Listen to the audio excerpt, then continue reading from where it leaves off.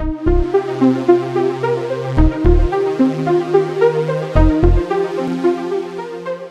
प्रदेश के नौजवान और तेजस्वी उप मुख्यमंत्री ब्रजेश पाठक जी, अनुराग बत्रा जी और किसी और का नाम नहीं लूंगा, टाइम बहुत कम है।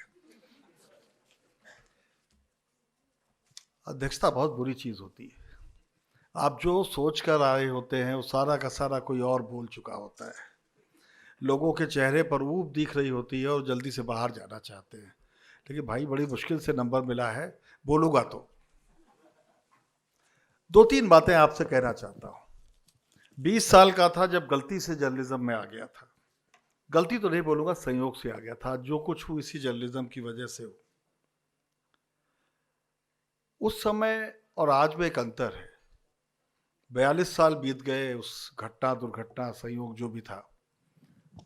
तब हम संस्थाओं के ऊपर आश्रित थे अपनी बात कहने के लिए।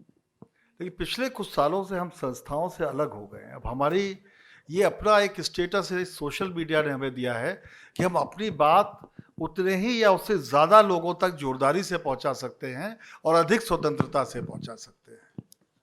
और यहाँ मुझे आप लोगों से ये कहने में कोई संकोच नहीं है कि मुझे ऐसा लगता है कि मैं तब 20 साल का था, तब टेक्नोलॉजी बदल रही थी, उसका मुझे फ़ायदा मिला।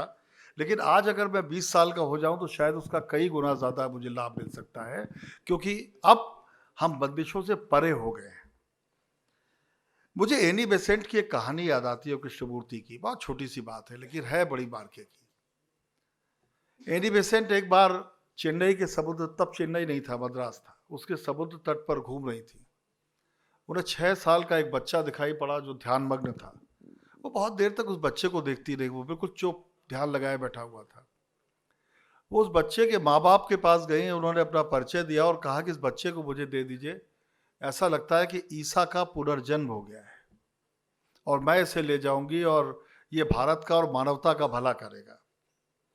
खैर, वो एनी बेसेंट के साथ वो बच्चा रहा और शिकागो की धर्म कॉन्फ्रेंस में उस बच्चे को सबसे पहले पेश किया गया। और उस बच्चे ने, जिसको ईश्वर के तौर पे पेश किया जा रहा था, उसने जो पहला भाषण दिया वो ईश्वर नाम की संस्था के खिलाफ था।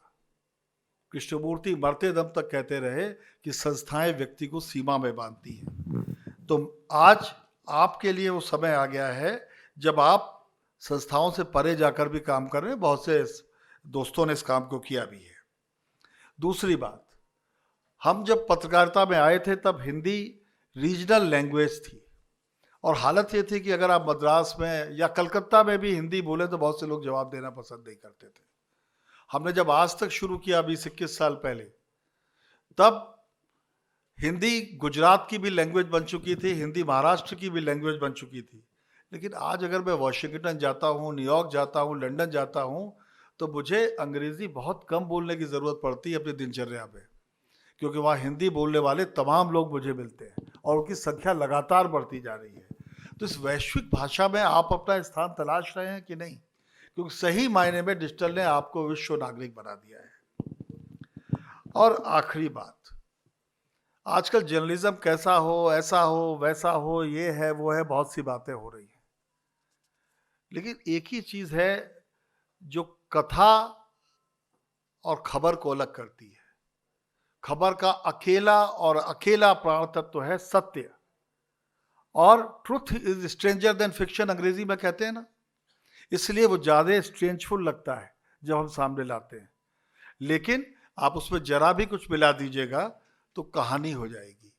तो आजकल जब कथा और खबर के बीच के इस द्वैत में मुझे लगता है कि आपके लिए ज़्यादा सफलतापूर्वक अपनी बात कहने का रास्ता खुला है। आखिरी बात, बड़ी देर से ये भी बात हो रही थी कौन अच्छा है, कौन सच्चा है, कौन क्या है। पत्रकार वो क्या जो आपस में लड़े नहीं, विवाद न करें। अच्छा लगा थोड़ी देर पहले की बहस सुन के। समय कम था, 11-12 घंटे होते तो ज़्यादा अच्छा लगता है। शायद बात तब भी पूरी नहीं होती। लेकिन बाजार का एक उसूल है दोस्तों कि इसमें सिर्फ खरा सिक्का चलता है और जिस दिन खोटे सिक्के चलना शुरू हो जाएंगे बाजार में, बाजार बंद हो जाएगा। तो याद रखिएगा कि खरे सिक्के की वैल्यू कल भी थी, खरे सिक्के की वैल्यू आज भी है और खरे सिक्के की वैल्यू कल भी रहेगी। बहुत बहुत धन्यवाद।